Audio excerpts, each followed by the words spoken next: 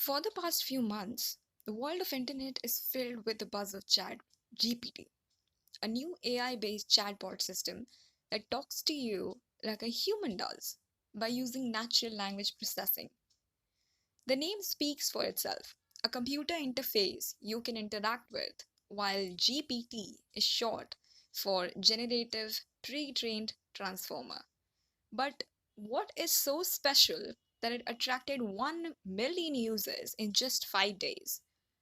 That is no doubt an extraordinary milestone, right? And we already had chatbot, virtual assistant, Google. So how is this any different? The thing is, although chatbot system is a conversational agent like ChatGPT, it has been programmed to answer some very particular common type of questions and structured in a way that it cannot answer something based on your context. That's the reason it is used in marketing, customer service, and citizen support in case of government agencies, more like in a structured environment.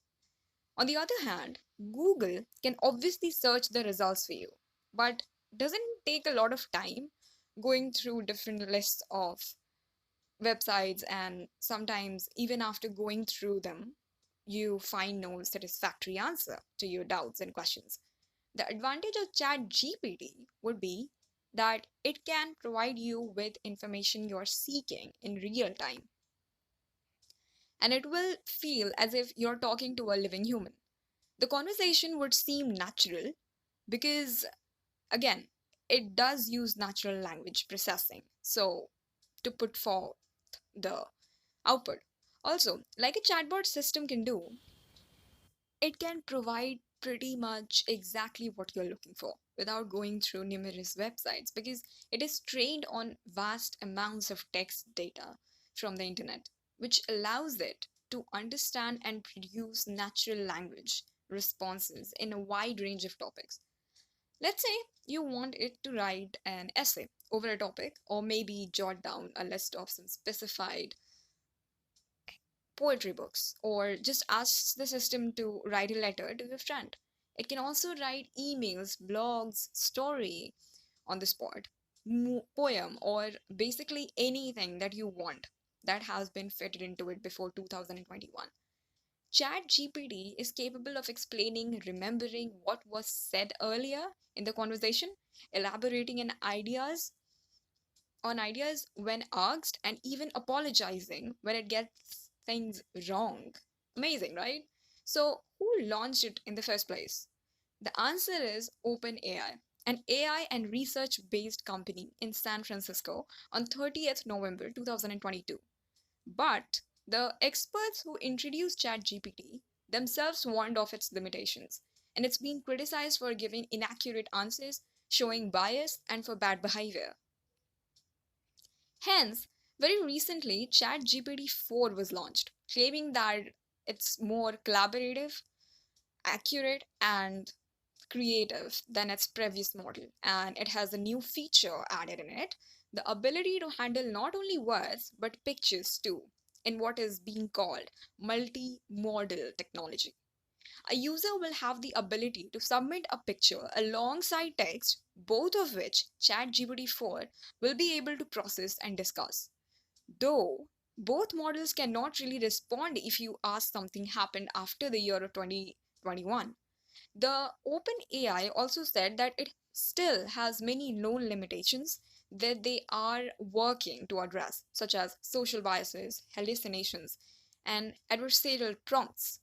So, how can you use ChatGPT for iteration? It can be accessed after signing in through the website openai.com.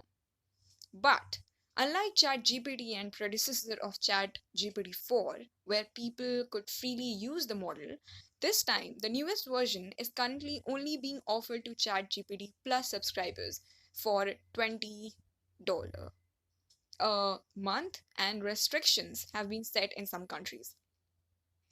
Seeing the limitations, all companies need to be vigilant about monitoring output from the chat bot to ensure that it is free of bias and offensive content. The question that really comes to mind though is, what about plagiarism and creativity?